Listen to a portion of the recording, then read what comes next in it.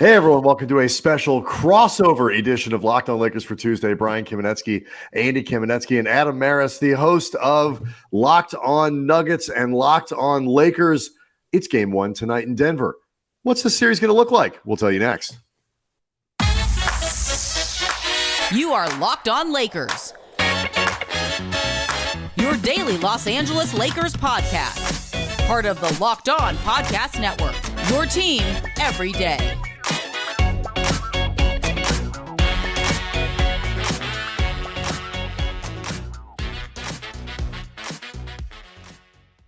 Thanks to everybody for making Locked On Lakers or Locked On Nuggets first listen of every day, Monday through Friday, no matter how or where you get your podcast. Neither one of those things are going to be behind a paywall. They're always going to be free and ready for you to find both on audio and, of course, on YouTube, whether Locked On Lakers or Locked On Nuggets. We appreciate all of the support that the whole network is getting on YouTube. I want to let everybody know that today's episode is brought to you by Game Time. Download the Game Time app, create an account, and use the code LOCKEDONNBA for $20 off your first purchase. Last-minute tickets, lowest price, guaranteed. All right, so again, Locked On Lakers, Brian Kamenetsky and Andy Kamenetsky, only half of the Locked On Nuggets team. Adam Maris is here, I assume because Matt is scared. I mean, you said it, man. Smoke. I don't know. I don't know what it is. No, that guy does the work of 8 people. I think he just he might have reached his limit. What's funny though is Matt is a rare example of a Locked On host who's not a fan of the team he covers. He is not a Nuggets fan. He's not from Denver. So he has the weird distinction. Sometimes I get the impression he doesn't like anything. I think that might be fair as well. But yeah, it's funny you say that though, Adam. Before we start really breaking down our takes on the teams that we cover and our impressions of the team that we've watched from afar, I was doing an episode of Locked On NBA with Matt, maybe a few days before the playoffs began. And one of our segments was talking about which teams in the East and the West we thought had the relatively easiest draw to get to the finals. And I said Denver. And I basically had to sell Matt on this. Like, Matt was giving me all these reasons why he didn't think Denver could get through it. I'm like, buddy, it's okay. Like, I think Denver's sitting really well. Like, so I guess to your point, he doesn't believe in them, doesn't like them, and maybe feels like he's stuck with them. Isn't it so much of that, though, Adam, a referendum on what people thought about Phoenix? Because I think both teams, to some degree, are getting a little bit of that right now. The Lakers beat Memphis in the first round, but Ja got hurt a little bit, and they were kind of a mess. And Dylan Brooks is Dylan Brooksing all over the place, and Steven Adams, no Brandon Clark. Steven Adams, and so on and so on and so on. And then the second round is like, okay. Yeah, it's the Warriors, but it's not the Warriors. Right. And so I think both teams, to some degree, are getting a little bit of this, but who have you beaten yet type reaction. Yeah, I think that's probably fair. And the one thing I'll say is going into it, when you were looking at the bracket, I think that there is probably, the Clippers could have been really good. We watched Kawhi Leonard in game one of that series look like the old Kawhi Leonard. So I think there was a route where the path would have been a lot harder, but perhaps not so unpredictably. Chris Paul got hurt. Kawhi Leonard got hurt. Paul George never came back. And so it kind of came up where all the guys that are most likely to be injured ended up getting injured. But nonetheless, Denver, to me, if I look at it, Denver took care of business in a Minnesota team. They won that 1-5. The one loss came in overtime. Then you go to the Phoenix Suns one, and we were talking about this before we went live, but it was a 6-game series that felt like a 6-game blowout. I mean, they narrowly lost 2 games where Devin Booker missed a combined 8 shots in over 2 games en route to like 90 points. So I think Denver, despite the fact that I'm with you, I don't think that they have gone through this will be their biggest challenge. The Lakers will be their biggest challenge to date. I think As Denver will the Nuggets, by the way, for the Lakers. Right. But I think Denver has looked good to this point in meaningful ways, even though the competition has been a little lower. It's funny, actually, Adam. I think because both Brian and I have been high on Denver this whole season, and I think in a lot of ways have been in the minority. A lot more people have been on, the Warriors, or we just mentioned, the Suns post KD, the Grizzlies a lot during the season. And in a lot of ways, I actually think the debates around Jokic's worthiness for a third straight MVP, and and these debates always inevitably just turn into we have to tear apart one guy in order to make the case for the other. Right. And I think the way people were tearing apart Jokic in this debate, I think by extension led to people just detracting from Denver and just not believing in the Nuggets as a viable contender because there was this urgency to tear down Jokic and like his worthiness for a third straight MVP. And in that sense, I think Denver never really got the due this season that they deserved. And they're just the mid-market, flyover state to begin with, even though Denver's a pretty big, big city. But there's no athletic beat reporter here. There's no ESPN beat reporter here. So the coverage, there's not really people covering it except for local people who are covering it for a local audience, which is rare, not to have an athletic reporter covering a top team in the Western Conference or, top team in a league. So I think those things play into it. And then also there's all-star voting is always a year behind because fans often need to see like a playoff success before it seeps into your brain that these guys are good. I think it's the same with picking contenders. Why did people say the Warriors? Because the Warriors have won in the playoffs before. So you just go from old precedent and say it's going to happen again. And you look at Denver and think they haven't been whole for 2 years, but they hadn't gotten up over the hump in 2 years. So they say, oh, that will repeat itself. That was always unlikely, but I at least get the fallacy of why people arrived at that conclusion. Yeah, it's my basic take on what Andy's talking about is I think Denver's been so far and away the best team in the conference for so much of this season that they're just people stop looking at them. It's a weird phenomenon. Like in a conference that has been so muddy and so clustered, the Nuggets it was like the second week of December or something like that. Yeah, that they took over first place in the conference and they stayed there the rest of the year. I mean, by NBA standards, that's basically wire to wire. Well, the worst part of it was they came out of the All-Star break, again, with a good cushion, great season to date, and they blow out the Cavs in Cleveland. And then they get Memphis at home, and they blow out the Grizzlies in Denver, and they had an 8-game lead on number one in the West. It was a wrap from there. After that win against the Grizzlies, the Nuggets didn't play hard again until game one of the first round of the series. And some of this is if there was a team closer that would have been chasing them, I do think they would have gotten 3-4 more wins and maybe people would have taken them a little bit more seriously. But Denver, the psychology of that team is that they have been shorthanded for the last 2 seasons. They were going to do anything they could to not be shorthanded in the playoffs. And I don't even think they cared about the number 1 seed. I think they just said, we're not doing that again. If we have to rest guys for 6 weeks, we'll do it just to make sure we're ready.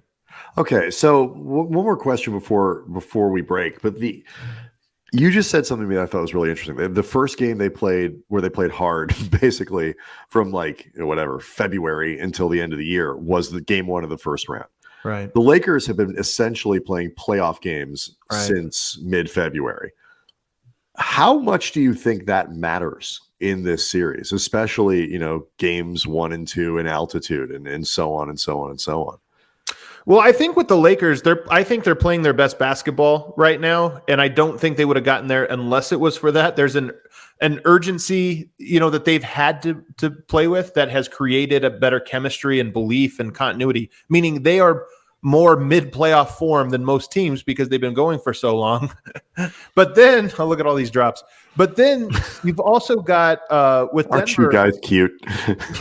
With Denver, I think you can worry about, hey, do they have, were they clunky? The fact that they went into game 1 and won by 30 points against Minnesota, they've played at their top since the playoff starts. They really did flip a switch where it was like, no, we know what we are. And they locked right back in. And to be honest, players have had bad games. I don't think the Nuggets have had a bad game in the playoffs yet. The Nuggets have been pretty consistent so far in their 2 series. Yeah, I mean, they are excellent. Yeah, and it's funny too. Brian and I just talked about on Monday's show how Denver has this continuity that they're working with there, and like you said, they know who they are, particularly when they're whole, and the new pieces that they brought in, KCP, Bruce Brown, those were guys that I think it was pretty obvious were going to fit well and did fit very well. So they have this really good sense of identity in who they are. The Lakers, we think actually, they're obviously still to some degree in a figure it out stage. They've essentially played about half a season worth of basketball together when you count the playoffs. There may still be untapped potential for them to discover. It's going to be a question of whether or not they can do it in a setting right. Or against a team like Denver that's really good, or before they hit the wall. Because that's sort of what I was getting at with like my skepticism, like could they win a title this year, is based in part on at some point you just figure the fatigue catches up with them. But all right, so I know I have a bunch of questions about the Nuggets. I know, Adam, you have a bunch of questions about the Lakers. Andy's probably just got lots of questions. He's questioning everything. That's just how he does it. And so we'll start to break down the series itself, and we'll get to all that next. Locked on Lakers is brought to you by Game Time. And years ago, some friends of mine and I, we went to go see LL Cool J in LA, really last minute at the House of Blues. We didn't know how to get tickets, so we ended up buying some from a scalper. They turned out to be fake. And we managed to get into this concert through some just random serendipity. But I vowed after that, I'm never going through that. And you don't have to because of Game Time. They keep going to your favorite events from being stressful. They're the fast and easy way to buy tickets for all the sports and music and comedy shows and theater near you. And with killer deals on last minute tickets and the best price guarantee, you can stop stressing over tickets and start getting hyped for the fun. And I love how they offer images of seat views. They've got the lowest price guarantee, event cancellation protection, job loss protection, and Game Time guarantee means you will always get the best price. If you find tickets in the same section or row for less, Game Time will credit you 110% of the difference. It is the fastest growing ticketing app in the country for a reason. Buy tickets in a matter of seconds, 2 taps, tickets go directly to your phone and you're set. So snag the tickets without the stress with Game Time. Download the Game Time app, create an account, and use the code LOCKEDONNBA for $20 off your first purchase. Terms apply. Again, create an account, use the redeem code LOCKEDONNBA for $20 off. Download Game Time today. Last minute tickets, lowest price guaranteed. Okay, so I want to ask both of you guys. It is, I always worry about being a little bit cliche, a little bit reductive, and just starting something with star versus star. But with this series, it actually is sort of in a lot of ways star versus star, because these guys are actually going to be on, guarding each other for a lot of the series, matched up against each other. When you, Adam, look at that matchup, Jokic has been so good. I mean, these, I think, are the two best players in the playoffs so far this postseason. I don't think there's really any argument otherwise. And, Jokic, far and away the best offensive player. Davis, very good offensively, and the best defensive player in the playoffs. When you look at this matchup, what do you find encouraging from the Denver side of it, and what do you find frightening from the Denver side? Well, the encouraging part of it is that I think Jokic has, he's gone up against a lot of really good defenders, including Anthony Davis, and he's had success against them, forcing them to go to other, secondary tactics, so to speak. Anthony Davis has had the most success against Jokic off of Jokic, as a help side guy, as a secondary guy. One-on-one, Jokic has 30 pounds on him. That's a lot of weight. That's a pretty big size difference. I think Anthony Davis is closer to like Jared Vanderbilt than he is to Jokic in weight size, as I was looking at the weights earlier today.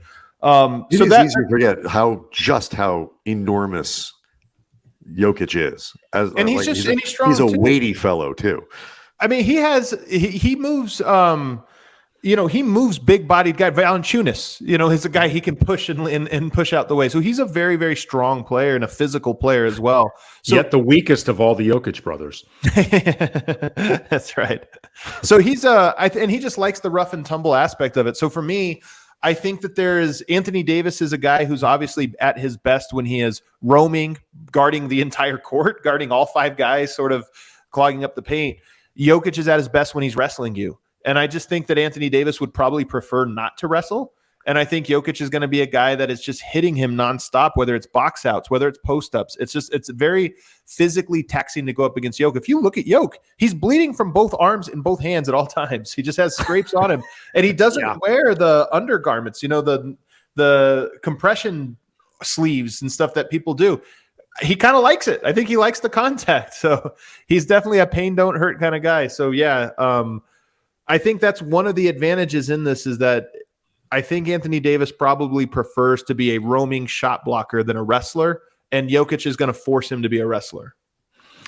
I think it's going to be really interesting to see how these guys look to attack each other and look to try to force the issue when they're on each other and really try to get each other in foul trouble, because the best way for both of these teams to actually succeed, but maybe for them to win these one-on-ones, is to actually force the other guy off the court. Reminder really quick, the Lakers and the Nuggets play tonight at 5:30 Pacific, and the Lakers have an opportunity to win yet another one on the road to start the series. Nuggets looking to hold serve, catch every bucket of Lakers or Nuggets. The hometown broadcast with Sirius XM or the SXM app. Search Lakers or Nuggets to find the broadcast.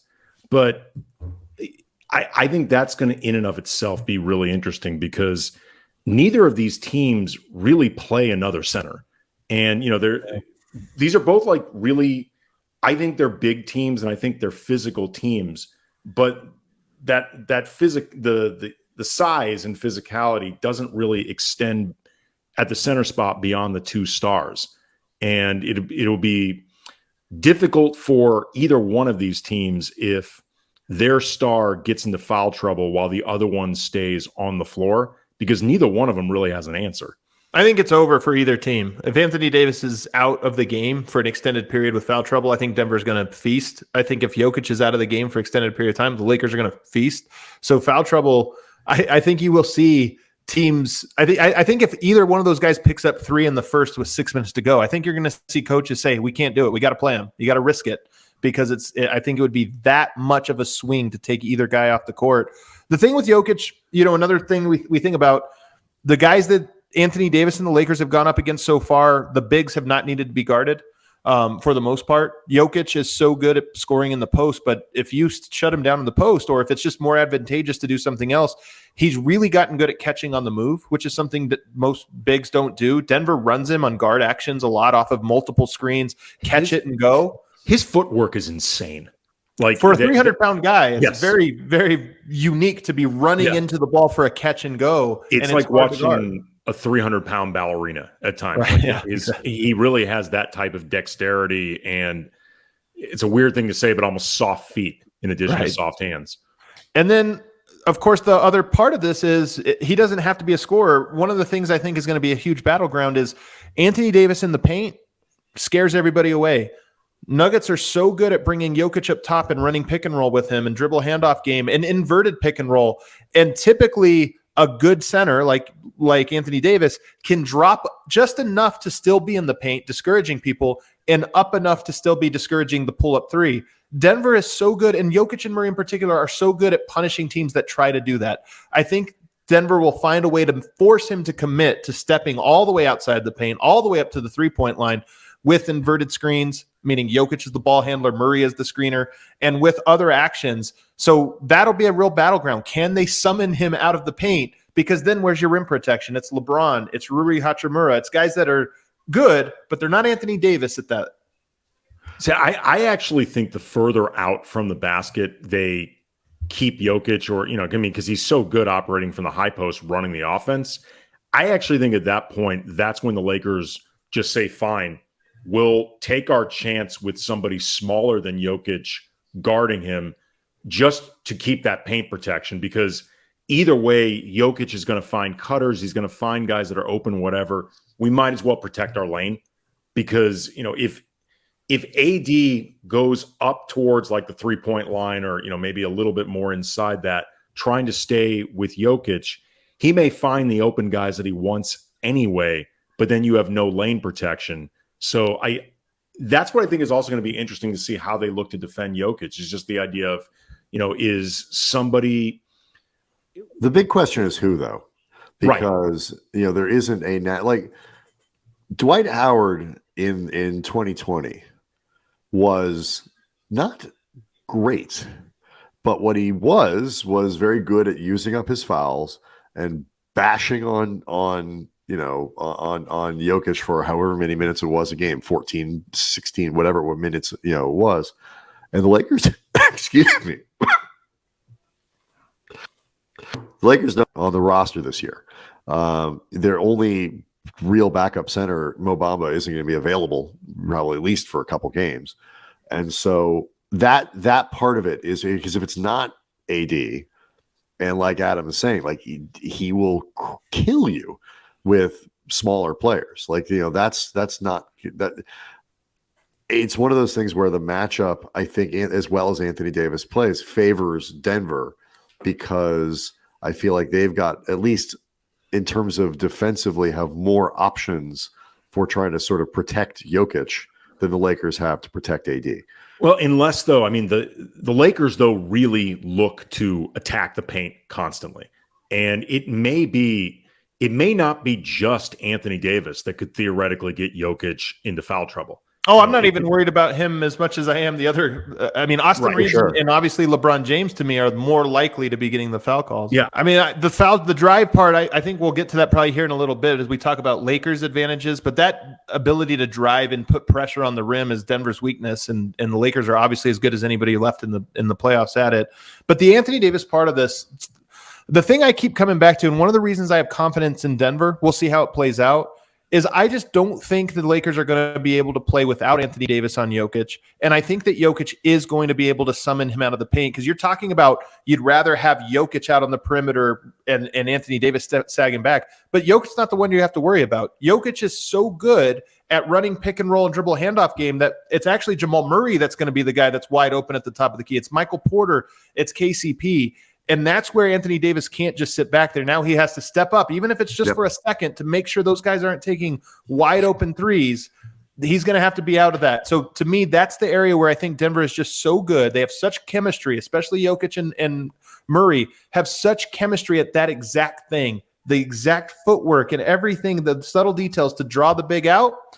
If they doesn't come out, knock down the shot. But if he does step out, now everything opens up. That actually leads to a question I wanted to ask you anyway, Adam, because that chemistry between Murray and Jokic is phenomenal. Like at times, not necessarily stylistically, but just from a synergy perspective, it reminds me of the way Kobe and Pau used to play together. What tends to be most successful in breaking up their rhythm or causing problems in that synergy? Yeah. It's a great question. This is an easy one. It's not being screened. And I think the type of player that is best at that is a skinny player. I mean, you saw this with Alex Caruso in years past. Alex Caruso is the hardest player in the NBA to set a screen on, a ball screen. He just gets close chest to chest without fouling, and then he slithers through it. I think that I don't know if the Lakers have great guys at this, but this is going to be one of their challenges is when they're trying to run Murray off of two screens, a dribble handoff from Jokic.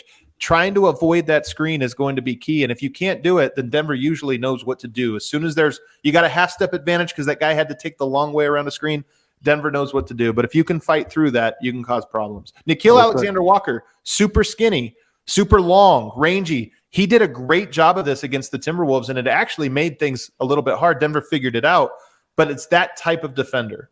Yeah, I will say with Bones Highland in with the Clippers now, there's nobody skinnier than Dennis Schroeder. So you got something there. I got one place where I want to ask you about a potential advantage the Lakers have. I'm sure you got some stuff for us. We'll get to all of it next.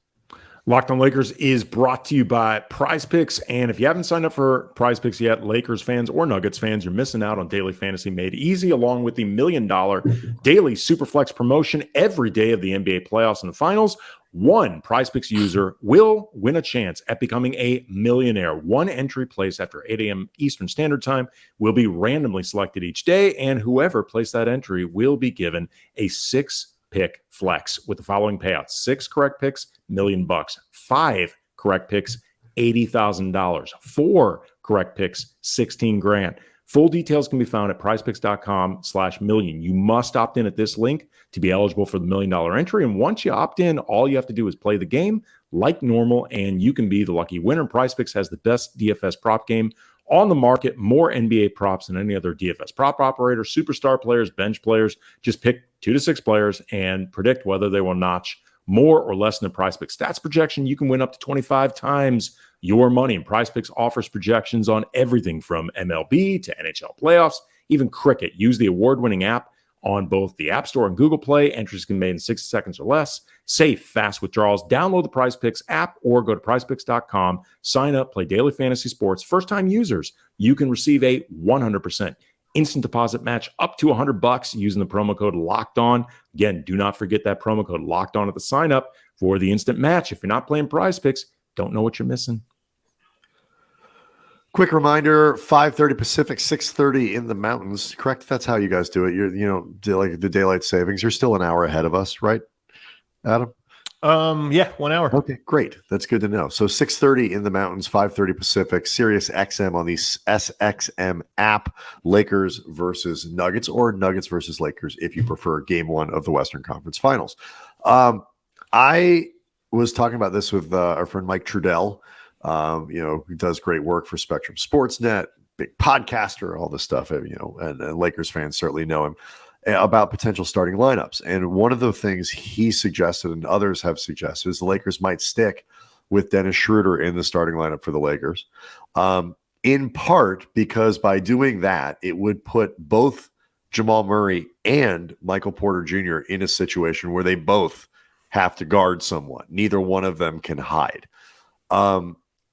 First of all, how important is it for teams to attack Denver by making both of those guys have to defend? And do you think that would be a good idea? Because this is, if the answer is what I hope it is, that's a place where the Lakers might have a little bit of an advantage. No question to me. Jamal is so important to the series for Denver that there's no question that making him work is a great strategy.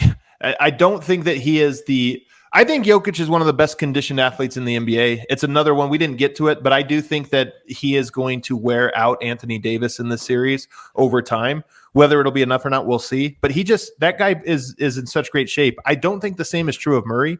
And we saw this in the Phoenix series where they would full court press him. They would get physical with him. They would push the limit. They would use guys that they didn't care if they fouled out. Just bump him. Everything you're doing, bump him. Just make him exhausted. And in some games, it worked really well where you definitely saw a drop-off in Murray as it went on. So to me, I absolutely think that they need to have players that can attack him. But I also know LeBron is among the best players in the NBA at getting switches and forcing, hey, who's my defender I want to guard me? Let me go find him. Now he's on me. And I wouldn't be surprised if, I know everybody thinks Jokic in the pick and roll. He'll be the big in the pick and roll, so he'll be guarding him.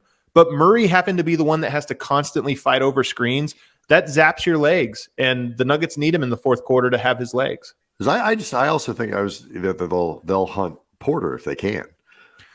So what's interesting about that is Porter historically has been worse, and it might be worse in the series at that. This year, he's been a very good defender. I mean, when you guys talked about Denver maybe not getting as much shine, the number one story to me about the Nuggets this year has been Michael Porter's growth as a player. Defensively, he's been really good.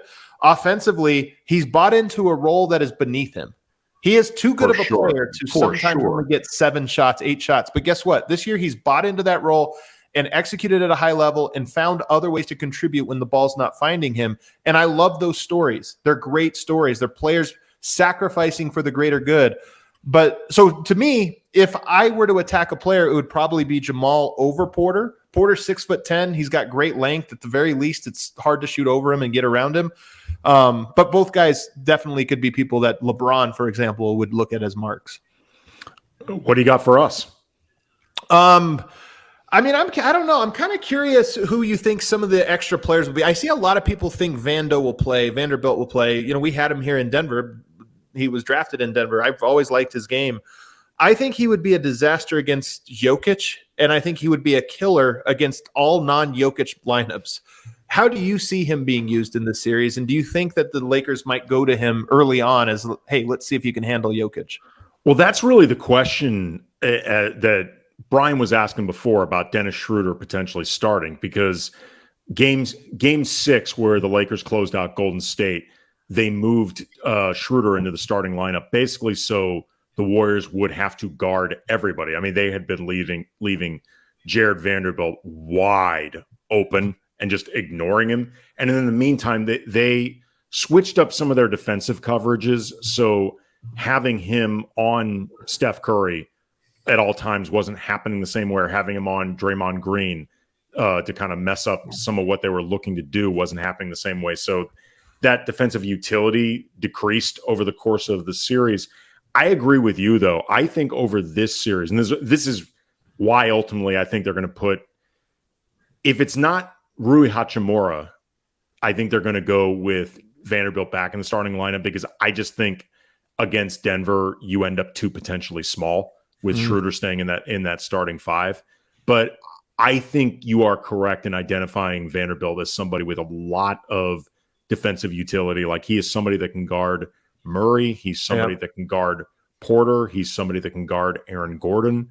He is somebody that, yes, Jokic will bully him, but we've already established Jokic has the potential to bully even Anthony Davis. So in that sense, it's a moot point. Like, whoever you end up putting on Jokic has the potential to bully him, because he's a mountain. Like, there's not much you can do about it in that sense. It's less to me about, I think we'll see Vanderbilt. I think we'll see Hachimura. I think he'll try. I do too. Darvin Ham will try a lot of different things. And I think it's less about stopping Jokic and more about finding ways to get Davis off of him at least some of the time. And you're probably not going to win a lot of those, but as long as Davis is on the floor, then you still have that presence. You still have the ability to help. You still have a lot of stuff that's available. And you can hack on Jokic a little bit more with those other guys and not worry about the fouls, because those guys, if Vanderbilt fouls out, it's not the end of the world. So, I mean, I think it goes back to what we were talking about before. It's like, where can the Lakers find ways to separate Davis from Jokic? And I think it's easier for the Nuggets to do it than it is for the Lakers, because the plan B for the Lakers isn't as good. But I think you'll see Vanderbilt. I think every once in a while you'll see LeBron. At least LeBron is real strong. He's got old man strength. The Jokic can shoot over him, but I am having a terrible time trying to figure out which team's going to win this series. Like, in my head, it's like Denver has been the best team all year long. I picked them to get out of the conference at the beginning of the season. They've done nothing to make me think that they shouldn't. And then you just sort of watch the Lakers and, okay, they keep winning and they're really good since the trade deadline. And, oh, by the way, nobody has beaten LeBron and AD yet in a playoff series. Right. Like, a healthy LeBron and a healthy AD have not been beaten yet. And that includes by the Nuggets, 3 years ago. And so post-trade deadline, they've been as good as anybody in the NBA. And so I'm looking around for these, advantages. And I don't want to boil it down to the Bruce Browns and Kentavious Caldwell-Pope and all, some of these other guys, because I think that ultimately the stars will just, decide series. But it may just be, do the Lakers get Game 5 and Game 6 out of Austin Reeves, from the Golden State series, or do they get Games 1 and 2, or whichever ones he wasn't very good? Like, I wonder if it comes down to stuff like that. It absolutely might. I do think when you were talking about the matchups for Jokic, the thing about Vanderbilt is less can he guard Jokic, which I think absolutely not. Even with Anthony Davis as a roamer, I think Jokic knows what to do. He's just too little. It's the weight thing. Right, absolutely. You're talking about 70, 80 pounds, and you still have to force a guy to spin into Anthony Davis to block the shot. I think Jokic is going to be too big. He doesn't even have to do that. But that aside, I think Rui and LeBron are the guys that are most likely to make an impact. If you're talking about, number one, they're thick, strong guys, and you get away with a lot more contact when you're just guarding up. I mean, look at Draymond Green. The guy is the most physical post-defensive player in the NBA, in part because he's smaller and you just get that natural sort of physicality. But more importantly, it's the other end of the court. If Jokic doesn't have to guard Anthony Davis because he can guard Jared Vanderbilt, that's an enormous boost for him. One, it's rest. He gets to rest. And two, he just doesn't have to leave the paint. Even if you set screen and roll, go ahead. That's why I wonder how much Vanderbilt's actually going to play. That's why I think he'll play about really 10 minutes a game in the Golden State series. And, I think you'll see more Hachimura. I think you'll see the Lakers try to go small. And by the way, you don't want LeBron to have to do spend that much time on Jokic. Like, that's a fourth quarter. As an alternate.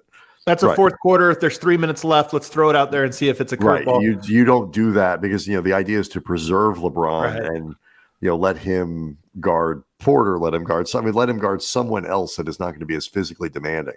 You mentioned Rui, Adam, as far as just like a bigger physical guy that could end up at times getting that assignment bodying Jokic. And obviously he, like everybody's, giving up size. But I mean, one of the things that we've really discovered seeing Rui now on a game in, game out basis is, he is much better defensively in those type of matchups. Like, he actually can be pretty effective. He was very good, I think, defensively in the Memphis series. He was much better in the regular season than his reputation.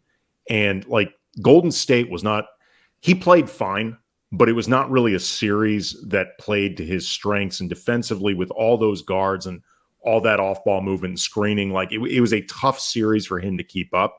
I think this one will be better for Rui in terms of his own matchups. And in the meantime, he is somebody that I think actually can create some problems for Denver defensively. Because he can be a very difficult cover, like somebody at his size with that athleticism that can create his own shot. And I don't think Denver has a ton of guys that they can throw at him, particularly among their second unit guys. And Rui, the pattern that at least I've noticed a lot during the playoffs is if he starts hot, he tends to stay hot. So that's something for, both fan bases to watch for in this series. Like, if Rui hits his first couple shots in a series, in a game, he tends to stay hitting shots. Yeah. I think he'll end up being the guy. I think he'll be one of the core guys just because it makes the most sense. And then again, offensively, he has to be guarded. You can't tell Jokic. The Lakers just can't put guys on the floor who can be ignored. I just don't think that's a viable option. All right. I have one question for you, though. Sure. Actually, this is the last one, and it's kind of an important one to me, is LeBron. Game one is so important. The Lakers have clearly put an emphasis. How much better can LeBron be than what we've seen in the playoffs? Because I think he's been great. Game 6, he was great, but he's kind of been below what we've seen of LeBron in years past. Do you think he's saving some energy and he has more consistent great play in him going forward? And two, there's one day off between every single game. Do you worry at all about the Lakers, and those two in particular, Anthony Davis and LeBron, wearing down if this is an back and forth series? Absolutely. 100%. I think at some point, like I said, I think we talked about this a little bit earlier. My huge concern for the Lakers is that the amount of energy that they've had to expend to get to this point will eventually catch up to them. Austin Reeves kind of hit the wall at the beginning of the Golden State series, kind of ran through it, but was moving pretty well by the end of it. But Denver is not exactly a place you go to recoup. So I think that is a real problem for the Lakers and a real structural advantage for Denver. And in terms of LeBron, I think in a 7-game series, I think LeBron will pick which 2 or 3 he can give you what he did in game 6. What people look at as old school, quote unquote, playoff LeBron. The other ones, I think he's going to feel his way through it. I think they're going to be 2 or 3 games where LeBron's like, we're not going to win this one, and let it go. But I don't think he can do that for an entire series anymore. But he can dial it up when he thinks it's necessary. And nobody is better at reading when that game should come than LeBron. I do think, though, that LeBron is still capable. If, say, this was a tight, however many games series, I think LeBron could pick his spots in every single one of those games. And I think it would be a feeling out thing. I think if nothing else, it would be a fascinating game within the game to watch. Right. I don't think he could do it for the entire time he is out there, but I do think he could figure out a way to make it work when it matters most, or at least try to. I'll tell you right now, for Nuggets fans, if you're looking for signs of LeBron feeling fatigue, it's, boy, that 3-pointer wasn't necessary.